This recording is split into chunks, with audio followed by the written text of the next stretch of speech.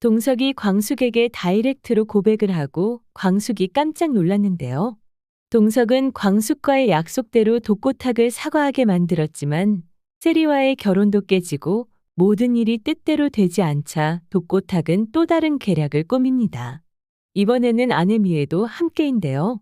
광숙과 동석의 사이를 의심하는 독고탁이 무슨 흉계를 꾸미는지 지금부터 동석과 광숙의 사랑을 방해하는 독고탁의 이야기를 해보겠습니다. 동석은 광숙에게 설레는 감정을 심장 이상으로 오해할 정도로 자기 감정을 몰랐던 남자였는데요. 지난 회에선 그랬던 사람 맞나 싶게 매우 적극적인 모습을 보였습니다. 광숙에게 고백하는 것도 한참 걸릴 거란 예상과 달리 자신의 감정을 알아채자 상남자로 변신하고 말았는데요. 신라주조 앞에서 1인 시위 중인 광숙에게 다가가 자신이 독고탁을 사과하게 만들겠으니 시위를 그만두라고 말했었죠. 나에게 소중한 사람이 남들에게 구경거리가 되는 걸 좋아할 남자가 어딨겠어요? 하면서요. 그 말에 눈을 동그랗게 뜨며 회장님, 저 좋아하세요? 라고 묻는 광숙에게 단도직입적으로 맞아요. 나 마 대표 좋아합니다. 라고 말하며 직진남으로의 변신을 예고했습니다. 오히려 이 말에 부끄러워하는 쪽은 광숙이었는데요. 전혀 예상치 못한 동석의 고백에 1인 시위고 뭐고 얼굴이 빨개진 광숙은 차에 올라타 집에 돌아가는 내내 동석의 말을 떠올리게 되었죠. 동석의 말에 놀란 듯한 광숙이었지만 실은 광숙 역시 동석에 호감이 있었기에 동석의 고백을 그냥 넘길 수 없었던 것일 텐데요. 정말 싫은 남자라면 자꾸 곱씹어 생각할 일도 없을 것이기 때문이죠. 마침내 동석은 자신의 말에 책임이라도 지듯 독고탁을 사과하게 만들게 됩니다.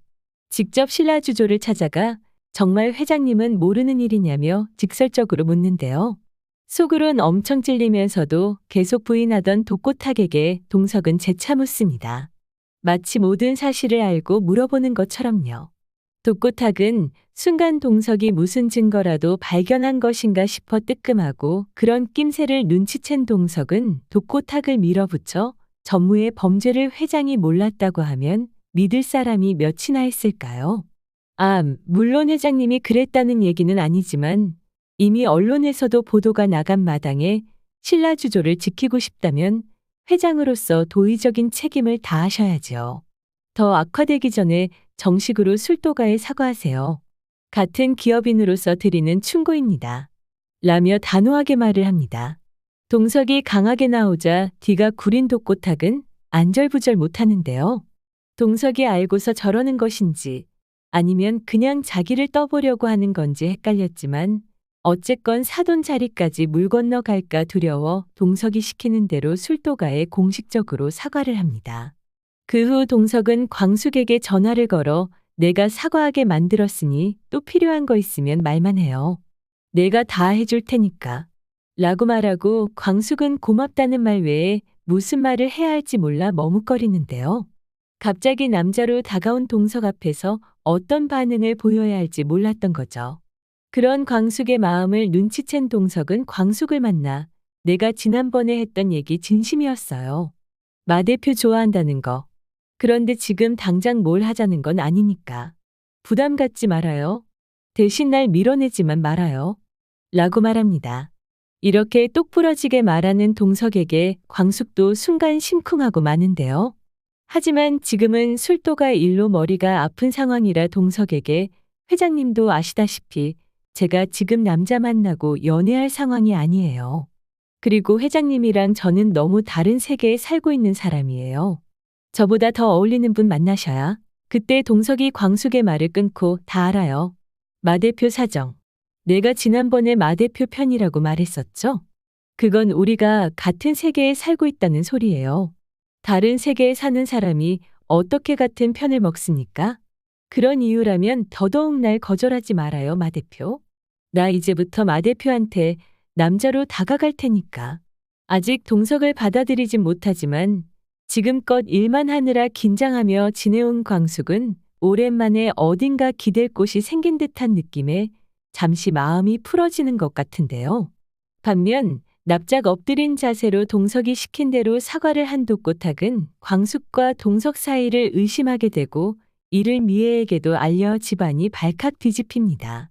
그렇지 않아도 세리 결혼 문제에 예민한 미애는 세리가 결혼해도 LX 호텔이 온전히 세리 것이 될 수 없다 생각하자 어떻게든 동석과 광숙 사이를 막으려고 합니다. 하지만 저번에 광숙이 꽃뱀이라 했던 독고탁의 음에도 먹히지 않았던 터라 두 사람은 고민에 빠지는데요. 더군다나 광숙이 동석과 결혼이라도 하게 된다면 술도가가 더 번창의 신라주조를 위협할 수도 있다 생각하니 애가 탔죠. 동석에게 다른 여자를 소개시켜주기에는 이미 늦은 상황일 듯해서 두 사람은 30년 전에 이어 또 합심해 부정한 짓을 저지릅니다. 바로 소문을 이용해서 동석과 광숙 사이를 갈라놓으려는 거죠.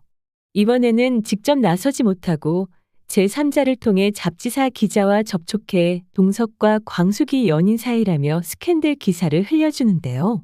서로 사귀기도 전에 기사부터 난다면 두 사람은 더욱 조심할 것이고 보는 눈들 때문에 깊은 관계로 이어지지 못할 거라 판단한 거죠. 기사는 독수리 술도가의 스폰서가 LX 호텔 한동석 회장이라면서 마치 광숙이 재벌 회장에게 큰 덕을 보고 있는 것처럼 쓰여졌는데요. 사람들의 뒷말이 이어지고 독수리 술도가는 또다시 사람들의 입방아에 오르게 됩니다.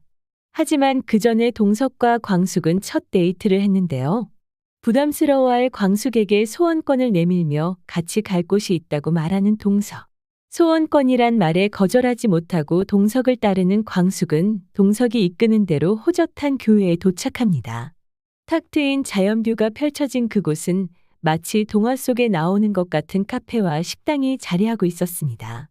동석은 어릴 적 잠시 지내던 동네인데 전 이곳이 마음에 들어 답답하고 머릿속이 복잡할 때 한 번씩 들르곤 해요. 그러려고 카페랑 식당도 마련해 두었죠.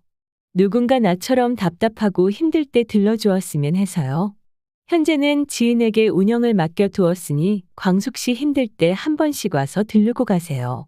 돈 벌 목적으로 차린 곳이 아니라 외부엔 많이 알려지지 않았답니다. 라며 광숙에게 멋진 곳을 소개해 주는데요. 하지만 광숙이 반한 것은 지금까지 일도 그렇고 데이트 내내 자신을 챙겨주는 동석의 태도였습니다.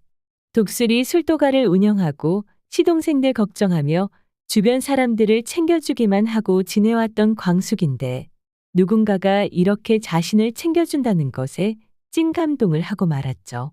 어쩌면 이 남자가 나의 마지막 남자가 아닐까 싶은 생각. 누가 또 나를 이렇게 위해 줄까 하는 생각이 광숙의 머릿속을 스쳐 지나갑니다. 이제 서서히 열리기 시작하는 광숙의 마음, 직진남 한동석이 모두 가져가 보게 되길 기대해 봅니다. 시청률 고공행진을 이어가는 독수리 오형제를 부탁해 앞으로도 많은 시청 바랍니다.